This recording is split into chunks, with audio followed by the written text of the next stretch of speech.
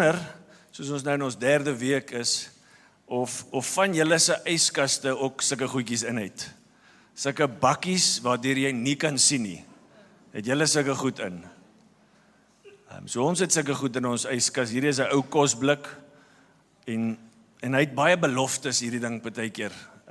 As jy nou byvoorbeeld jou dogter se cupcakes wat sy gebak het, gaan soek en jy weet dit was in so 'n bakkie en jy gaan vol hoop na die yskas toe. Het iemand dit al probeer? En dan maak jy daai bakkie so oop. En wat jy hier binne vind is nie cupcakes nie, maar dis gisteroggend se oats wat 'n hele nuwe vorm aangeneem het. Het julle dit al ewe skielik is dit 'n square en hy bewe so en dis trauma wat jy beleef want jy het hierdie hoop gehad vir 'n cupcake en nou het jy daai drillerige bedryf wat ek nie weet wat moet mee gebeur nie en jy gooi weer kookwater en jy druk hom fyn met 'n vurk, maar hy's net nie dieselfde nie. Hy het 'n belofte gehad, maar hy was leeg. Maar weet jy wat is my nog erger? Tannie Elise is nou nie hier vanoggend nie, maar Tannie Elise Derks bak die lekkerste wortelkoek. En as jy weet, daar's iewers nog in daai yskas in so 'n bakkie, nog een stukkie carrot cake, Tannie Elise Derks se wortelkoek. Maar jy sê nie vir iemand nie, want jy wil nie hulle moet diabetes opkry nie, so jy vat maar die punishment, en jy steek hom daar agterweg, en dan werk jy Vrydag aand op, wanneer ook al bietjie laat, en jy gaan na daai yskas toe, weer met die belofte, van jy het vir niemand gesê van daai wortelkoek nie, en jy maak hom weer so oop, en al wat daarin is niks. Emptiness. Die persoon wat dit gesteel het, wil ook nie uitkom nie. Maar dit is heeltemal leeg, dis nutteloos. Ek meen, jy ruik dit nog, but it's not there. Empty promise. Wat as dit met ons geloof gebeur? What if that happens with your faith? Soos eendag as die Here kom en dit word ondersoek, the nature of, die aard van, die kwaliteit van jou geloof, en dit word gevind leeg, empty. Imagine die shock. Daar's niks wat jy dan kan doen nie. Ek weet, dis nie die Here se wil nie. Dis nie sy hart om mense misleid te hê en op die einde van die dag, dit was leeg. Dit was empty. Dis nie sy hart vir sy mense nie, en ek dink, daar's 'n skrif, Marshall, wat jy kan opsit, wat ek gister sommer weer gelees het. Examine yourselves. Ondersoek jouself. To see whether you are in the faith. Test yourself. Ondersoek, toets. Or do you not realize this about yourself, that Jesus Christ is in you, unless indeed you fail to meet the test? Daar's 'n verantwoordelikheid, as ek na hierdie skrif kyk, wat rus by elke gelowige. A personal responsibility to test and examine. And this thing that there's a possibility that you can fail the test. Sien jy dit daar? Dit is 'n waarskuwing vir elkeen van ons. En as dit praat van selfondersoek wat 'n Bybelse beginsel is, Ou Testament tot Nuwe Testament, dan praat dit nie van wat ons baie keer doen, soos as iemand vir jou, as jy vir jou kind sê, gaan kyk gou of jou baadjie in die kar is, en dan gaan hulle so. Nee, ek sien hom nie. It's not that. Dis 'n deep dive. Dis 'n oopmaak van daai blik. En kyk maar, wat is die aard? En hoe ons dit doen is, wat ons sê, hou ons langs die evangelie. You compare it to the gospel. Hou dit water. Is dit dieselfde ding waarvan die woord praat en waarvan ek gepraat het, as ons sê geloof? En so dis wat ons vanoggend wil doen. En die tema vandag is, the real McCoy. En dit beteken, man, you've got the real deal. Jy het nie fake Nike's met 'n C nie Nice's nie. You've got the real McCoy.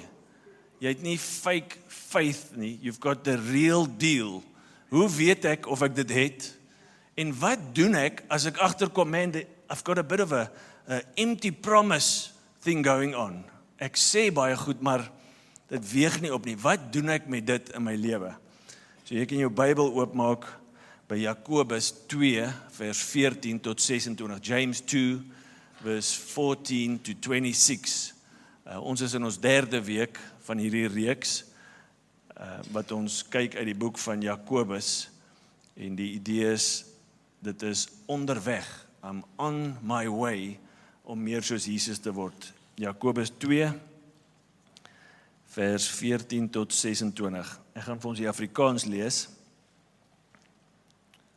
Wat baat dit, my broers, Christians, as iemand sê dat hy geloof het, maar hy het nie dade nie. So ek sê iets, maar daar's nie dade nie. Die geloof, en ek wil amper sê die geloof, in aanhalingstekens, hy verwys na daai vorige geloof, kan hom tog nie verlos nie. Meaning, hierdie sê eindig nie in redding nie. As 'n broer of 'n suster, meaning, hier's 'n voorbeeld.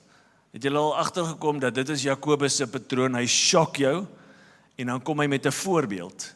En dan hou hy aan met die voorbeeld, en dan maak hy dit klaar aan die einde weer met die hakkie. Hy sê weer wat hy aan die begin gesê het. As 'n broer of 'n suster sonder klere en daaglikse kos is, en een van julle sê vir hulle, sien jy die voorbeeld? Ek sê ek het geloof, maar nou sê ek vir hulle, gaan in vrede, word warm en word versadig. Maar julle gee nie, daar's die daad, vir hulle wat die liggaam nodig het nie. Rhetorical question, what does it help? Niks. Het jy al met jou kinders gebid, Here, of jou kinders, help die kinders in die straat, geef hulle 'n warm bedjie, en as dit so reën soos ons gehad het, help hulle.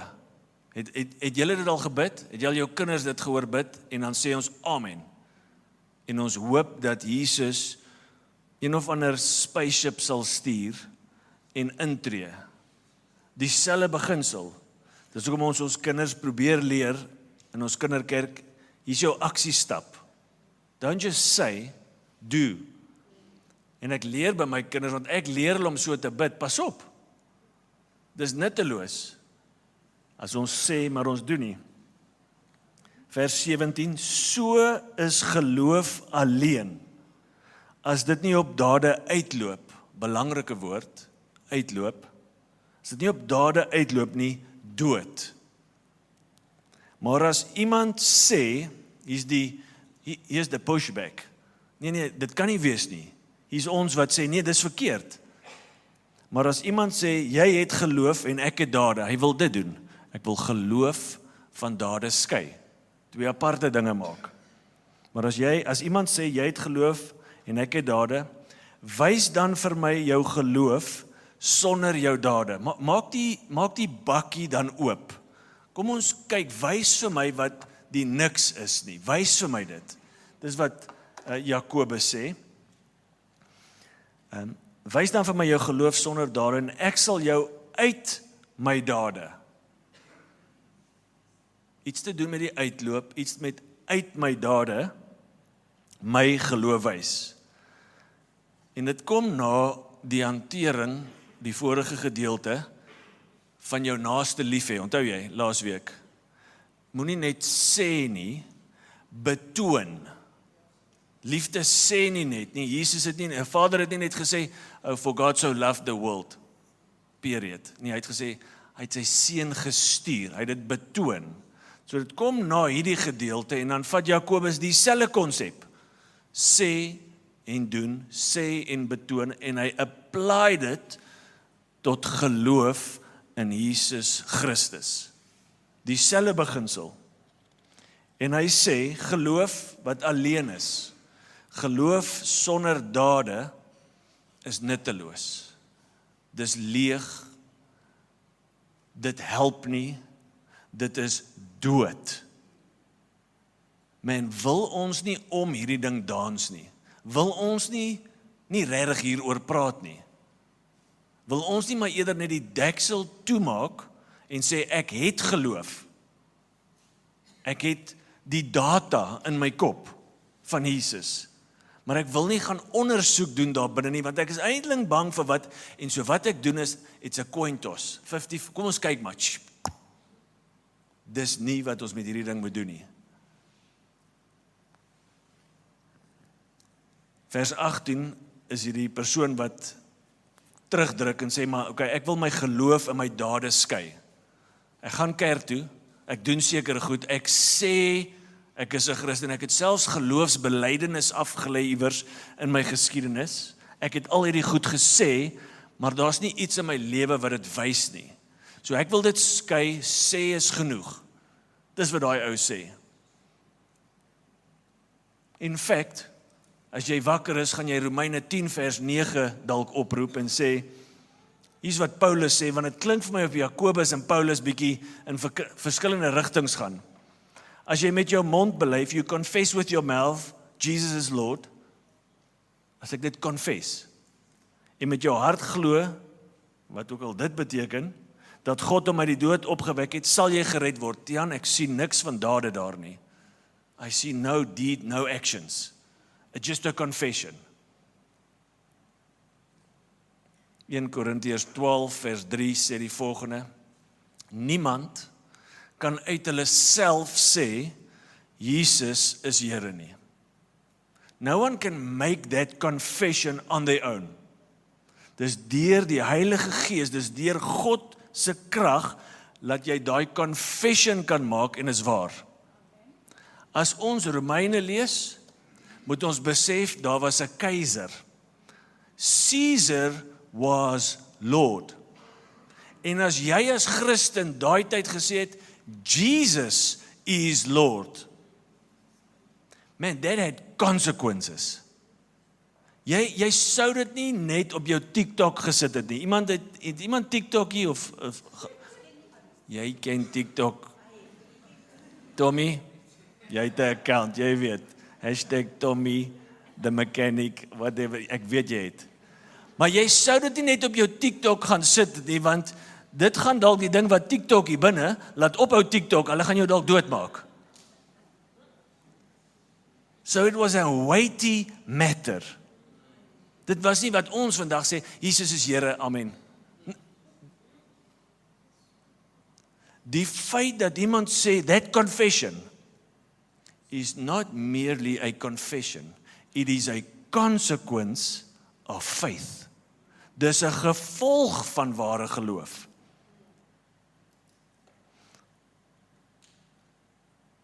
En as ons in vandag se era sê, Jesus is Here, ek glo, en ons doen selfs die regte dinge, byvoorbeeld, ek kom kerk toe, byvoorbeeld, ek gee tiendes en offergawes, ek disipel selfs mense, ek gaan selfs op 'n mission trip.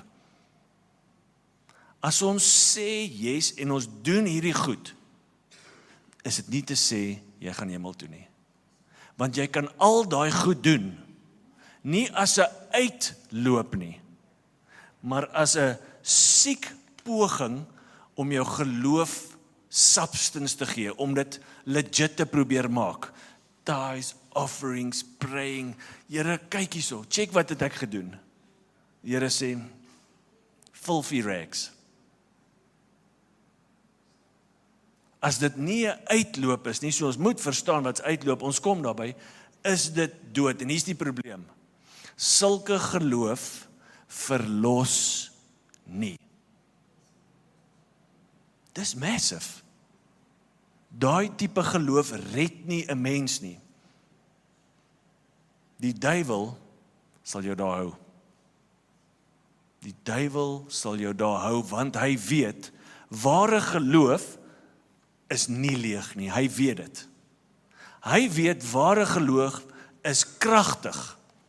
Dis so kragtig, dat dit al jou sonde wat jy gedoen het, doen en gaan doen, wegvat.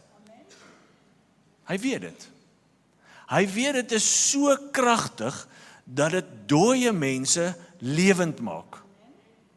Hy weet dit is so kragtig, dat dit jou nie net lewendig maak nie, maar die ewige lewe gee. Jy kan nie doodgaan nie, hy weet dit. En so hy sal jou wil hou waar jy is. In label geloof. Ek sê ek is, maar daar's nie 'n uitloop uit my lewe nie. Daar's nie 'n uitloop van dade nie, ons kom by dit. Hy weet dit. Daarom sal hy, en daai mense is reguit op pad, Matteus 7:21, maar gaan weg. Ek het jou nie geken nie. Imagine that. Maar Here, ek het gepreek. Ek het Every Nation Okanja gelei. Here, ek het profetiese gawe gehad. Ek het demone uitgedryf. Wel, miskien was dit vir redding, nie vanuit redding nie. Vir verhouding, nie vanuit verhouding nie. Dus, jy is 'n vreemdeling. Ek het jou nie geken nie. Gaan weg. Hierdie dade waarvan Jakobus praat, is nie 'n brug nie. Dis nie 'n brug na redding toe nie. Dit is 'n uitloop vanuit redding. Ondersoek gou jouself, hoekom doen jy wat jy doen? Is dit vir, Here sien my? Of is dit, hy het my gesien? Ek is veilig. Dis vanuit. Massive verskil, dis 'n klein woordjie. Maar ek vang my baie keer in my lewe vir, in plaas vanuit. En ons het oor Paasnaweek daaroor gepraat, vanuit die it is finished position. Wat is dade dan? Ek lees net vir jou hierdie versie, want ek het vir jou gesê, Jakobus leen by 2 plekke baie, Spreuke 1-9, en die bergrede, Sermon on the Mount, Matthew 5-7. Jakobus leen baie daar, en dis hoekom ek Matteus 7 aangehaal het. En hier's wat hy sê, nie elkeen wat vir my sê, Here, Here, sal in die koninkryk van die hemel ingaan nie, maar net hy wat die wil doen van die Vader wat in die hemel is. Ek dink daar's 'n goue nugget right there. Wat is dade? Dit is gekoppel aan die wil van die Vader. Daar's iets daar wat ons moet ondersoek. As ons dade reg gaan verstaan, moet ons verstaan dit is gekoppel aan die wil van die Vader. Dalk net voor ons daartoe gaan, die idee dat daar's gelowiges in die samekoms wat nie klere het om aan te trek nie en ook kos het om te eet nie. Bare necessities. Ons praat nie van luxuries nie.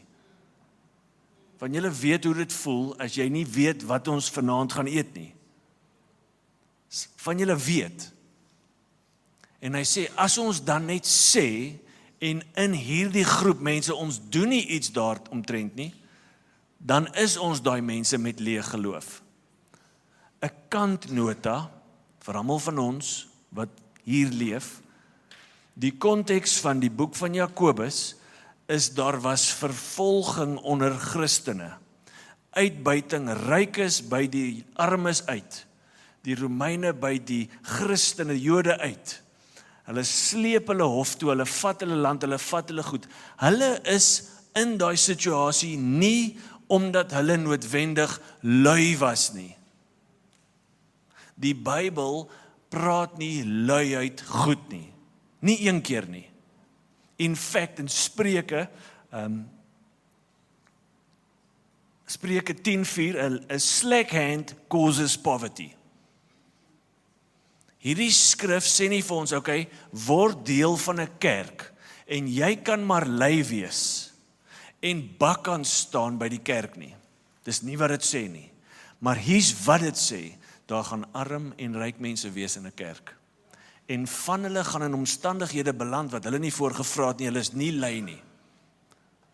Die lewe het gebeur. As gemeente, moenie net sê nie, doen iets. En ek onthou in COVID, hoe ons hierdie goed probeer en uitleef, en ons onlangs, dis moeilik, dit kom met consequences, maar man, die Here roep ons nie vir 'n maklike lewe nie. So hierdie dade, waarvan gepraat word, hierdie ding wat nie moet dood wees nie, het te doen met die Here se wil, en as ek dit vir jou kan opsom, sal dit so klink. Obedient action. Geloofsgehoorsaamheid. Romeine 1:5, 'n woord wat Paulus dink ek dalk aan mekaar self slaan. Geloofgehoorsaamheid. Ek is geroep om mense van alle volke tot geloofsgehoorsaamheid. Sien jy van waar af kom die gehoorsaamheid? Vanuit geloof. Obedient action to the will of God. Hierdie woordjie dade beteken in die Grieks ergon. Niemand gee daaroor om wat hier sit noodwendig nie. Maar dit beteken ergon, a work is a deed, it's an action that carries out and completes an inner desire. Die geloof wat ek ontvang het, begin my aan die binnekant verander. My behoeftes verander, ek word nie meer net 'n sê-mens nie. Ek kry actually nou compassion oor iemand. En ek wil nie net vir hulle bid nie, ek wil iets doen omtrent dit. Dis 'n desire wat God in my, die evangelie werk so, van binne af buitentoe. Nie van buite af binne toe nie. In fact, dis die einste manier hoe hy nie net die wêreld verander nie, maar my en jou verander. Wanneer ons hoor en doen, dan raak dit teleo, volmaak. Die Pilot teleskoop word uitgetrek tot full strength van jou geloof. Hy doen iets aan die buitekant, hy doen iets aan die binnekant wanneer ons hierdie doen.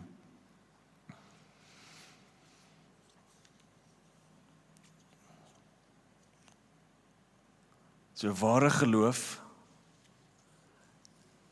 het heerskappy of lordship in die kern. Here, ek sal die knie buig. It's not just a slogan. Dit laat jou die knie buig. Hy alleen is God. Vers 19, interessante vers. Glo jy dat God een is? It's not speaking of the Trinity. Dit praat van die alleenheid. Daar's net een God. Dit kom al uit die Ou Testament. Glo jy dat God een is? Goed so. Ook die demone glo dit. What? Die demone glo iets van God en is waar wat hulle glo? You can bet your bottom dollar, jy gaan nie 'n demoon in die hemel sien nie. Daar's 'n tipe glo wat nie tot verlossing bring nie. Ook die demone glo dit en hulle bewe. As ons dit glo en ons buig nie, het ons rede om te bewe. Hoekom? Want voor ons staan die regter, Jesus. En 'n demoon kan nie nou tot bekering kom. Demoon het gerebelleer. Die hel is gemaak vir Satan en sy demone, Matteus. Nie vir mense nie. Ja, mense kies dit op die einde. Dis vir die demone en vir die duiwel. Hulle gaan soontoe en hulle weet dit. En voor hulle staan die regter en hulle bewe. Jesus is Here, moet jou laat buig. Dit laat demone selfs bewe.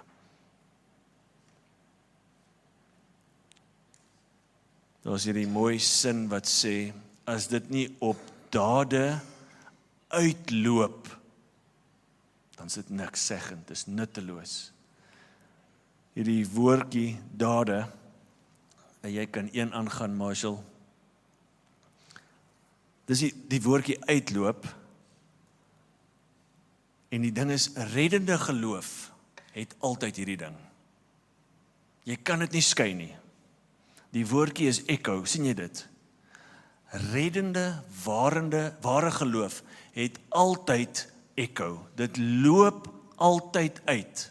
As daar nie 'n uitloop is nie, is dit nie reddende geloof nie. Dis soos die demone dan glo. Echo beteken to have as a consequence. Het jy dit? Ek het baie lank gesukkel met hierdie idee van die verband tussen dade en geloof. Want in my sondigheid wil ek dit skei. Die Bybel, Jakobus, Paulus weier om dit te skei. Die Christendom het nie so 'n konsep waar geloof van dade geskei word nie. Dis foreign, dis mensgemaak. Dis die duiwel wat dit wil inbring in die gemeenskap van gelowiges. To have as a consequence. En dis as jy ware geloof het, sal jy begin naaste lief hê. Jy sal begin vrygewig wees. Jy sal begin stadig wees om te praat. Dit praat nie van perfeksie nie. Uitloop. 'n Proses. Dit sal in jou lewe wees. As dit nie daar is nie, as daar nie daai echo is nie, nie die rejoice in suffering is nie. Wow. Miskien is dit leë geloof. Geen echo, geen geloof. So 'n paar jaar terug was ons op 'n maand vakansie, die van julle wat dit onthou, in Suid-Afrika, om te gaan rus net. En een plek wat ons gaan besoek het, is Graafrenet. Ek het baie daar tennis afgerig, en eendag het die locals vir ons tennisafrigters gevat na 'n plek genoem, Vallei van Verlatenheid. Marshall, jy kan daai foto opsit. En dis die Karoo, as jy nie weet, dis plat, en dan ry jy teen hierdie berg op, en jy kom by dit uit. Ek sê jou, die arende vlieg laer as wat jy is. Jy sien die arende hier onder jou sweef. Dis hierdie unreal prentjie in die Karoo. Valley of Desolation noem hulle dit. Jy hoor die wind, dis asof jy naby die hemel is. Ek het 'n bietjie hoogtevrees, en so ek is so 'n bietjie terug, maar die Here sort daai uit, anders gaan ek sukkel met die hemel eendag, maar hy gaan dit uitsort. So, en ons sit net daar en ons aanskou dit. En so nou vat ek my familie, ek vertel vir hulle van dit.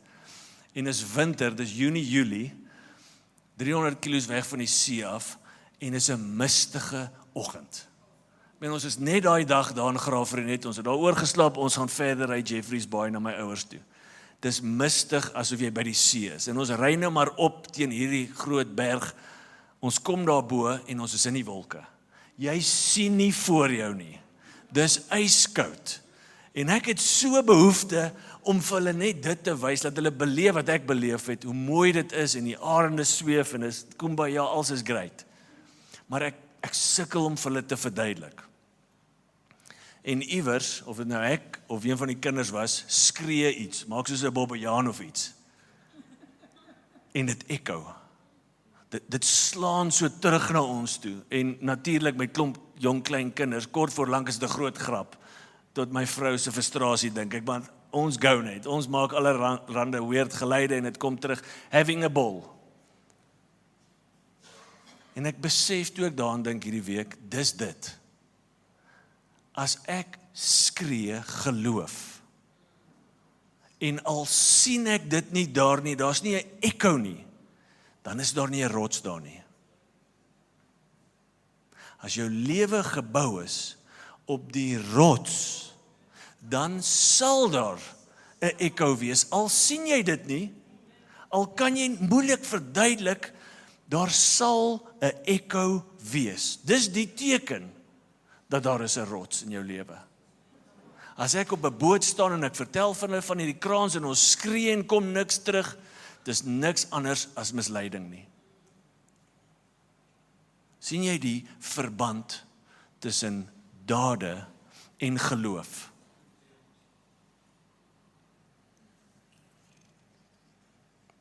Ek gaan hierdie laaste stuk net vinnig deurgaan. want dit praat van, wil jy weet, o nietige mens, van die vertaling sê, you foolish humans, dat geloof sonder dade nutteloos is, nutteloos unemployed. Dis basically die woord. Unemployed faith. Hey, you think unemployment is a problem in South Africa and Namibia? Hey, unemployed faith is a bigger problem. Unemployed faith. Is Abraham ons vader nie op grond van sy dade regverdig verklaar, omdat hy sy seun Isak op die altaar geplaas het nie? Is dit die daad wat hom geloof regmerkie laat kry het? Dit wat hy gedoen het, toe kyk God, great, jy is gered. Is dit dit? Nee, 15 jaar terug, voor Isak gebore is hy al regverdig verklaar. Hierdie daad, sê Hebreërs vir ons, hy het dit gedoen, hoekom? Hoekom het hy sy seun op die altaar gesit? Hy het geglo, God is van magte om hierdie ouetjie weer lewendig te maak. En in daai sens het hy sy seun teruggekry. Jy gesien, sy daad is 'n echo. Dis nie vir nie, dis vanuit. Dit werk saam met geloof, daarin geloof, vers 22. Kan jy sien dat die geloof meegewerk het? Die woordjie is working together, acting in concert. Wat 'n mooi beskrywing. Soos twee mense wat dans. Dalk moet ek dit herdefinieer, want deesdae dans mense sommer net so lekker boogie. Ballroom dancing, daai vibes, saam, two-step, vas. En van julle is soos heeltemal nou die mekaar, Jeremia. We'll teach you, is pragtig. Acting in concert. Dis die verband tussen geloof en dade. Daar's 'n sinergie. En die skrif is vervul wat sê, Abraham het geglo en God het sy geloof vir hom as regverdiging gereken. En hy is as 'n vriend van God genoem. Soveel beter as 'n vreemdeling. Hy is as 'n vriend genoem. Julle sien dan dus dat 'n mens op grond van dade regverdig word, verklaar word, en nie net deur geloof alleen nie. Dan die ander kant van die spektrum, Rahab, die prostituut. Nie ook net so op grond van dade regverdig verklaar, toe sy die boodskappers gasvry ontvang het en met 'n ander pad weggestuur het nie. Hoekom? Hoekom het sy dit gedoen? Sy het geglo die God van Israel meer as die God van Jericho, as die koning van Jericho. Dit het as koste gekom. As sy gevang is, sou hulle haar doodgemaak het. Die koste is berekening, die daad wys ek het geloof. En daarom steek ek hulle weg. En sy, by the way, word deel van die bloedlyn van Jesus. Matteus 1 vers 5. Imagine that. 'n vriend en jy word ingeskryf in die bloedlyn van Jesus. Laaste vers. Want net soos die liggaam sonder asem dood is, so is die geloof sonder dade dood, in case you missed it. En hy het hierdie mic drop, toep, en hy gaan aan na die volgende idee toe.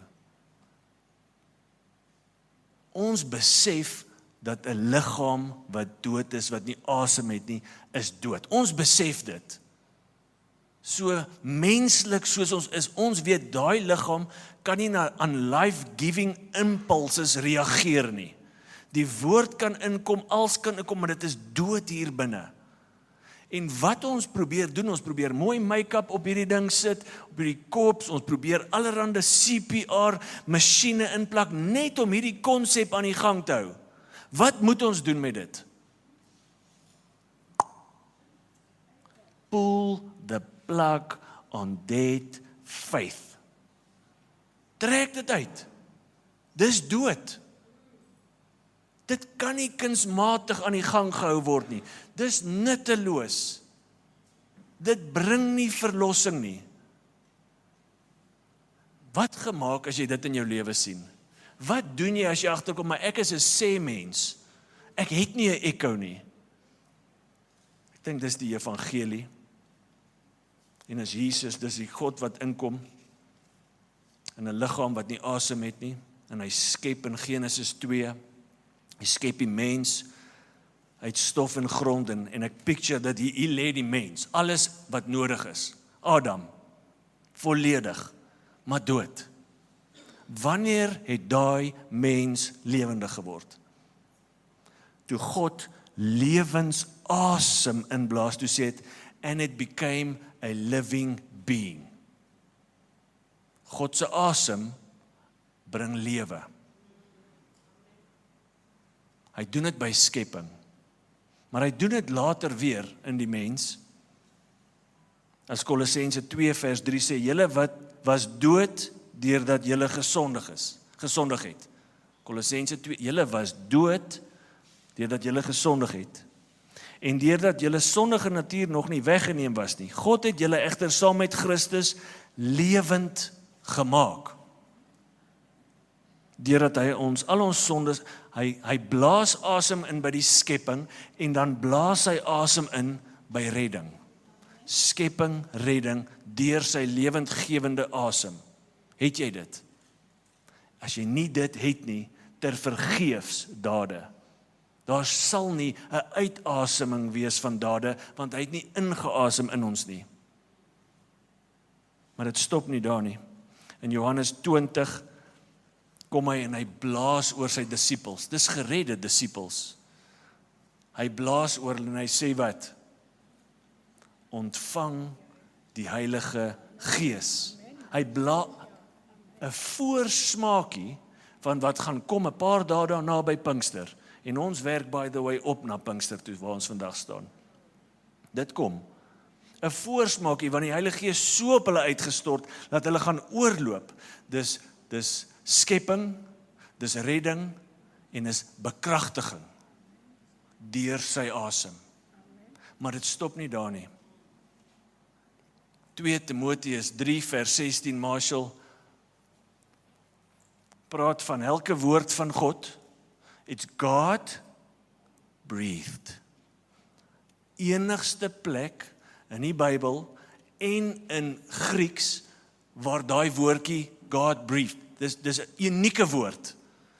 It originates from God, meaning, en daai skrif eindig, that the man of God may be, complete, equipped for every good work.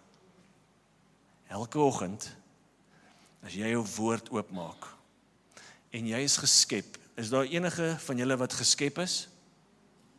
Asseblief sê ja. Is daar iemand van julle wat gered is? Almal kan nie net ja sê nie. Maar as jy sê ja, as jy nie, die Here wil jou red. As jy gered is jy bekragtig, het hy sy Heilige Gees in jou ingeblaas. En as hy dit gedoen het, elke liewe dag, as jy jou woord oopmaak, blaas hy sy woord in jou, wat vir jou krag gee om te volhard. Wat vir jou krag gee om te rejoice. Wat vir jou sê, hoe moet ek vandag lewe? Hoe moet die regte leefwyse? Dis hoor en doen. Ek weet nie waar jy is nie.